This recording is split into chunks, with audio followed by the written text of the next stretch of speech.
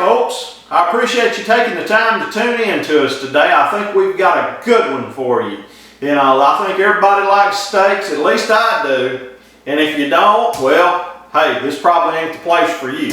But I love some steaks. And I especially love a good ribeye. It's hard to beat a good ribeye steak. I tell you what, to me it makes me feel good to eat one, makes me feel good to cook one. I mean, it's just all around a good thing, I think. And man, you may be like me, and just makes you feel good. But anyways, guys, I tell you what, I've got a couple of steaks here, and I thought I'd take a minute before we get them ready to grill and talk to you a little bit about them. What you might want to look for on a steak. All right, folks, I know, you know, you go to the grocery store and it can kind of be bewildering if you don't know what you're looking at sometimes. And I want to help you out, guys, okay? Because it's nothing to feel bad about, but when you go to the grocery store, if you know what you're looking for, kind of puts the power in your hand, and you can make a better decision instead of having to rely or trust somebody else. So I'm going to give you a few pointers when you go pick out a steak. All right, folks. Now this is a pretty good steak. It's not perfect, but it's one of the better ones I've seen lately, especially considering everything that's going on in the world right now here in May of 2020. All right, guys. What I want you to look at here when we're looking at this steak is I want you to notice when you go in and you pick out a steak. All right. A lot of times we'll see fat around the outside, and that's great. All right. Nothing wrong with a little fat around the outside, okay? And you'll notice you usually have some fairly large lines of fat running through it. But really what you need to be concerned about is the interior of this steak, all right? You want to look and you want to find these little flecks. I call them flecks. It's marbling is what it is, okay? These are little flecks of fat. And that's what you want to look for in the interior of your steaks. All right? That's what we want to look for. That's going to add a lot of moisture, a lot of juiciness to the steak, and a lot of flavor. Because fat's flavor, folks. However you want to look at it, whatever your take is on fat, it does add flavor, moisture, overall juiciness. Just gives you a better steak when you go to cut into it. And so don't run away from it, folks. All right. Now, if you're going to eat it, you might as well eat a good one the way I look at it. All right, folks. Now, another thing I want you to pay attention to is this area of the steak right here, okay? You've got your main body of your steak, folks. You've got that main body, all right? But now you've got this area right through here. And it's almost, you can kind of see a natural separation to it, folks. And this is what some will call the cap, or if you want to get a little more technical about it, the spinellus, okay? This is a very, very, very tender portion of that meat. Very flavorful. This is good, okay? Very good. You want to try to pick one that's got a good cap on it like that, or a good spinellus. All right, folks, that right there, that's some of the best eating on a beef there is, right there. On a steak, on a beef in general. All right, folks. And that's kind of what you really want to pay attention to. So remember, look for a good cap and look for good interior marbling. Okay, these little specks. You're not as concerned about these major ones, okay, because they're here. What you want is all these little intermingled little flecks through here, okay? All right. All right, folks. Now that's just a little tidbit information that you can have to make a better selection at the grocery store. Now, something else I want to talk to you about, guys. When you go into a grocery store, you're going to find typically, depending on where you're at, what you're looking at, you'll often find gradings of a select, which is your bottom grade. There is some below it, but typically you're not going to see that at most grocery stores very often. Okay, so you'll see some select. Then you will see your next grading up, which is choice. Then your highest grade is prime. Now, there are some subsets within those because those span a good little distance each one, and there are some subsets in there.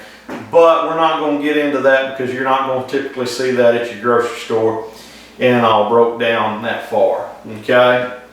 Now, when I go in and I look for a steak, you know, your best values are usually in your choice. Okay. Now, they're typically not going to be, you know, I find that oftentimes choice is not that much more than your select, if any more, depending on where you look. Okay.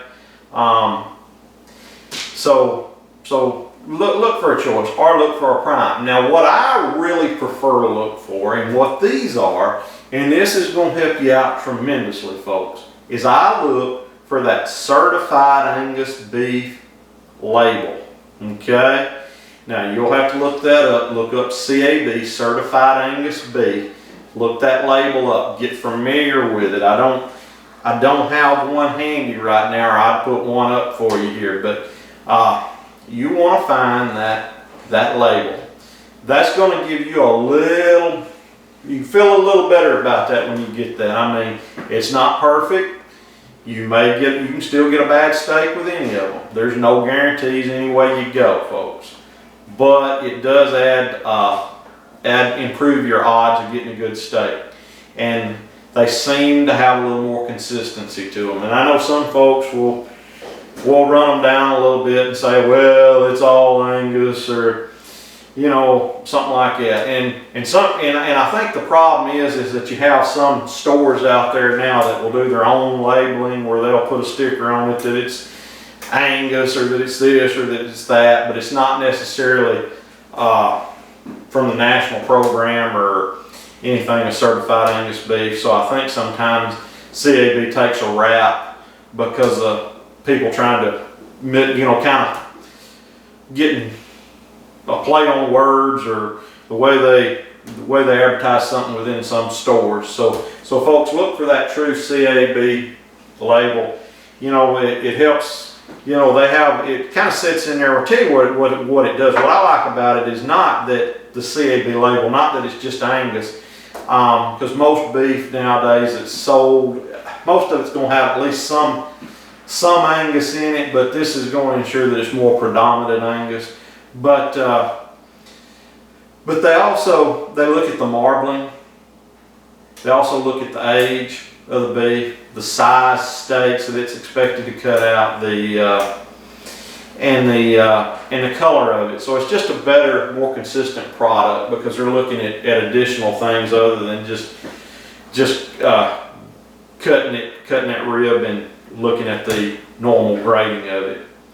So folks, take that in mind when you're shopping and try to find that CAB. As far as where it sits in that select choice prime category, most of your CAB, just the way they look at the marbling and all, it's going to sit in the upper portion of choice if you were to compare it straight across, except it's going to have those additional grading or additional standards that they try to stick to also applied to it to help improve that consistency on that product. Now, so what you're doing is you're giving yourself a better chance at having a good experience. Now above that is prime, and you can get CAB, and I have gotten some CAB prime before that are actually grayed out into prime, and I will tell you, ooh, they are some good, and but these will be some good too. These are mighty good looking steaks. But I tell you what, folks, just remember those things when you go to the grocery store. Don't be afraid to go back there and talk to the guys in the meat department. You know, some may be knowledgeable, some may be not. You've got to understand that. Just don't go in there and assume that just because the guy's working back there in the meat department or the gal's working in the meat department knows everything that there is to know, because chances are in this day and age, they don't, okay? Most beef's coming in there in boxes, and they're, you know, putting it out there or slicing it at most and putting it out there in a lot of cases. So, and that's not anything negative. That's just the way the beef industry is today. So don't take that as anything personal. But there oftentimes will still be a guy or a gal back there that will have some knowledge. And go back there and talk to them. Find that guy. You may have to weed through a few different ones, but find that guy or gal and talk to them and tell them what you're looking for. And oftentimes you'll find somebody that is knowledgeable and will help you out. But like I say, you do have to be careful, just like anything else. But guys, that's what I've got to say about that.